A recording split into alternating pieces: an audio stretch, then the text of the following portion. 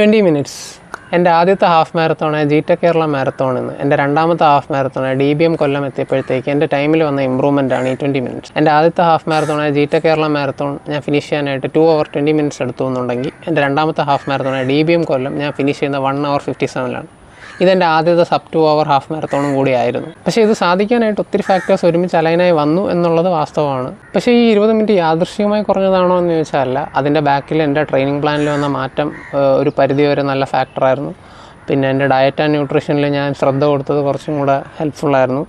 പിന്നെ general running tips, എനിക്ക് running കമ്മ്യൂണിറ്റിയിലുള്ള ഒത്തിരി ഫ്രണ്ട്സ് ഉണ്ട്, അപ്പോൾ അവരെ നിന്നൊക്കെ കേട്ട് പഠിച്ച കാര്യങ്ങൾ, പിന്നെ എൻ്റെ റേസ് മാനേജ്മെൻറ്റിൽ വന്ന മാറ്റങ്ങൾ, ഹൈഡ്രേഷനിൽ വന്ന മാറ്റങ്ങൾ, അങ്ങനെ ഒരുപാട് ഫാക്ടേഴ്സ് ഒത്തൊരുമിച്ച് വന്നപ്പോൾ സാധ്യമായ ഒരു അച്ചീവ്മെൻറ്റാണ് ഈ 20 minutes. അപ്പോൾ ഇനി വരുന്ന ദിവസങ്ങളിൽ ഞാൻ ചെയ്യാൻ പോകുന്നത് 20 minutes കുറയ്ക്കാനായിട്ട് എന്നെ ഹെൽപ്പ് ചെയ്ത കാര്യങ്ങൾ നിങ്ങളുമായിട്ട് ഷെയർ ചെയ്യുക എന്നുള്ളതാണ്.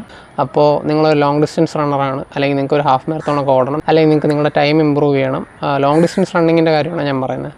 അങ്ങനെയൊക്കെ ഉണ്ടെന്നുണ്ടെങ്കിൽ നിങ്ങൾ പേജ് ഫോളോ ചെയ്യുക. ഈ വരുന്ന ഒരു സീരീസ് ഓഫ് വീഡിയോസ് ഞാൻ ഓരോ ടിപ്പായിട്ടായിരിക്കും ഷെയർ ചെയ്യുന്നത്. ഈ ഹാഫ് മാരത്തോൺ ടൈം എന്നെ റെഡ്യൂസ് ചെയ്യാൻ എന്നെ ഹെൽപ്പ് ചെയ്ത കുറച്ച് ടിപ്സ് നിങ്ങളായിട്ട് ഷെയർ ചെയ്യാനാണ് എൻ്റെ പ്ലാൻ.